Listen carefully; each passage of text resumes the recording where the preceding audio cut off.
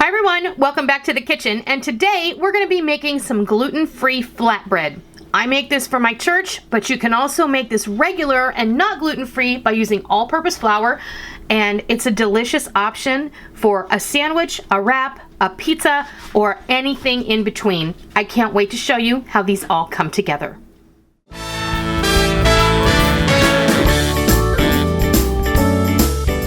We're going to go over all of the ingredients. Today we're going to be making a super simple flatbread. We're going to be making it on a hot griddle, and these are perfect for, really, it's like naan or chapati or even pita. It's also a great substitute for fry bread if you like to make a quick Navajo taco at home, but you don't want to go through the process of frying it. These are yeast free. They're going to be made super fast. There's no rising involved, and you can also use these as a really great flatbread sandwich or even make a quick pizza. And you can make these in advance. You can freeze them and then you can just thaw them out and enjoy them. They're really delicious and amazingly simple to make. Today we're making a gluten-free version, but I'm using a gluten-free flour blend. This is a cup for cup gluten-free flour blend. It does not contain any chickpea flour. It does not contain any quinoa flour because I find those to be very gritty and unpleasant in the final product. You can find a really great recipe for a gluten-free flour blend that is fluffy and light and delicious. I have a recipe for it that I developed myself, and I will put a link down below and an iCard on the screen here. You can link over to that when you're done watching this. But we have 4 cups of cup for cup gluten-free flour blend, 2 cups of full fat plain Greek yogurt. I also have about 1/4 cup of buttermilk here because I find that once I mix everything up, if it's a little bit dry, you want to add some liquid. So you can either add water, or I have buttermilk on hand, so I'm going to add that because it's most closely related to the yogurt. And if you have extra yogurt, you can add that as well. But sometimes you need to loosen it up just a little bit, and I find the buttermilk to be perfect for that. A tablespoon of kosher salt and 2 tablespoons of baking powder. And all you have to do is blend it all together. So what we're going to do first is we're going to get all of our dry ingredients in here, baking powder and salt. And I'm just going to give this a whisk together so all these dry ingredients can blend up well. Then in with our plain yogurt, and just put it all in there, and then we're going to get our hands in here. This is super simple because I'm making this for others. I'm wearing a pair of gloves. Just get your hands in here and blend this all together until it forms a dough. Now you can see that this is starting to come together, but because I pretty much have all of this incorporated and it's still very dry, I'm going to go ahead and add the rest of the buttermilk. And then I'm just going to continue blending until we have a dough. Okay, I got all of our doughs mixed up and it's come together nicely.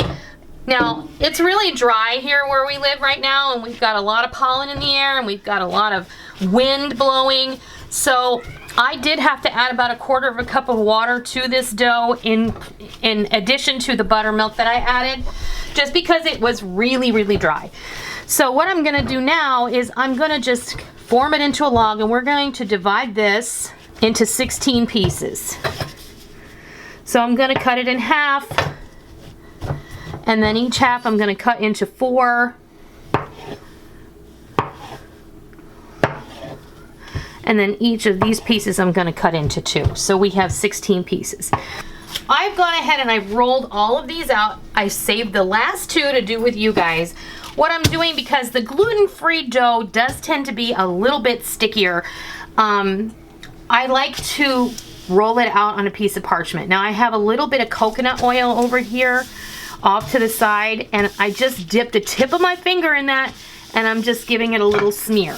And then I also have a rolling pin that is cut from a closet rod. It's very clean, and it was made with the intent to use for rolling things out. It's just a smaller rolling pin, and it's a lot easier to do things like flatbread and tortillas with a smaller rolling pin. Otherwise I'd use my French pin. And then all you're gonna do is kind of flatten that dough ball, and then the parchment paper gives you the opportunity to just turn it. Instead of lifting it and turning it, you can just turn it and then roll it as thin as you like. I do not recommend that you roll it too thin if you're using gluten-free flour, because it will turn into a cracker. Only because it just tends to dry out a lot more quickly. So we'll do one more. The coconut oil just helps it to not totally stick to the paper once you put it on the skillet. So we're going to be doing this on a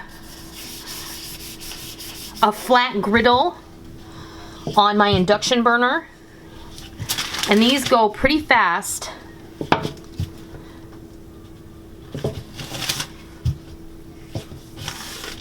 So that's our last one. And they don't have to be perfectly round. Don't sweat it. You know, it's flatbread. You're just going to enjoy it. You can eat it like I said, so many different ways. But I'm going to go ahead and set up the induction burner, heat up the griddle, and then we'll be back and we'll cook a few of these off. Okay, I've been working on cooking off some of these flatbreads. You see how beautiful they are? They're nice and soft and they're delicious. Super easy. Now we got all of our flatbreads rolled out. And the one thing that I cannot stress enough is you want to make sure your pan, griddle, skillet, whatever, is screaming hot. I have this on sear, which is 500 degrees. And then it makes it super easy when you have it on this parchment. You just flop it down on there and gently peel it away.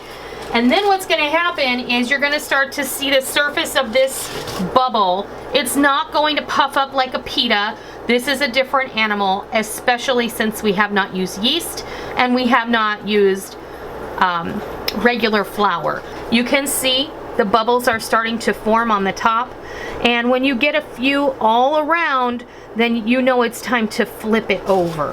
And I am using this non-stick griddle, so I know that it's not going to stick. You want to make sure you have a super thin spatula, because you're not going to want to get your fingers anywhere near this. It's so hot, you will burn yourself. But you can see it's starting to puff up just a little, but it's not going to like balloon like a pita bread, simply because different recipe. But do not discount these, because they're so simple and have so few ingredients. They are really, really amazing. And when I make these for the family, they disappear. And if I make a 2-cup batch, if I just use 2 cups of flour and 1 cup of yogurt, they disappear inside of a day. So they're great for lunch. I love to put tuna on these. Like I said, you can make a pizza out of them. You can just cut them into triangles and make like chips and then dip them in hummus. They're great that way. And you can just use them as, you know, whatever your daily dinner bread. And then over you go. And then when this puffs a little, you can tell it's puffing up a little bit there. Give it a press, and then you can go ahead and check the other side. The second side doesn't take nearly as long to cook, but you want to make sure you keep it on the griddle so that all the dough becomes completely cooked.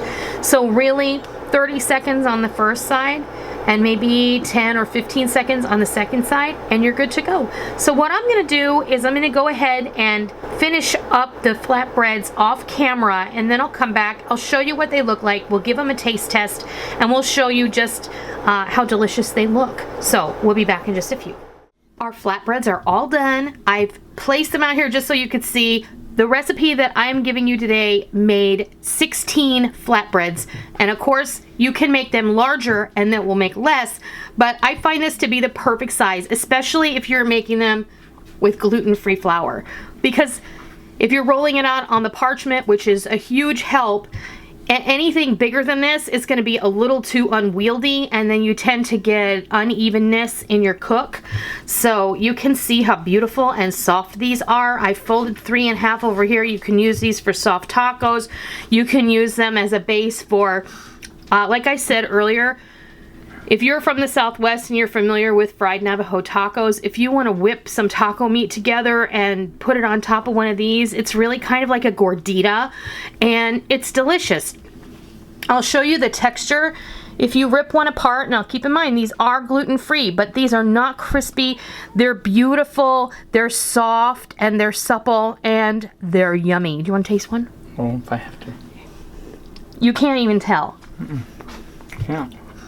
And they stay fresh, really nice. Now, at this point, you want to let them cool completely. And then when I take them to church, I put them in a foil pan and I layer parchment in between each one. We keep them in the refrigerator.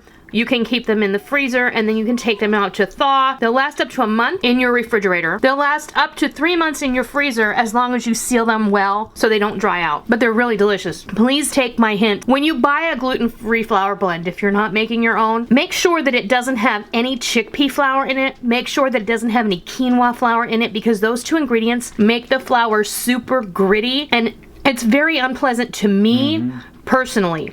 If that's something you enjoy, I say go for it. That's how you make delicious gluten-free flatbread or quick flatbread regardless. I hope that you give it a try. I hope that you enjoyed today's video. And if you did, please consider giving me a thumbs up. If you are new to my kitchen and you wandered on over to see what was going on, welcome. Always a pleasure to have you join me. Always love inviting new friends in. Please be sure and hit the subscribe button. And if you are a tried and true member of the Noreen's Kitchen family, I thank you. And make sure that you hit the bell notification button so that you will get notified via a push notification on your smart device or an email in your inbox every time we upload a new video, because we don't want you to miss out on all the real food for real people, real easy recipes that we present all the time right here on our YouTube channel and straight from our kitchen. I hope that you give these quick and easy flatbreads a try, whether you make them gluten-free or regular, sometime soon, and I hope you love them. And until next time, I'll see ya.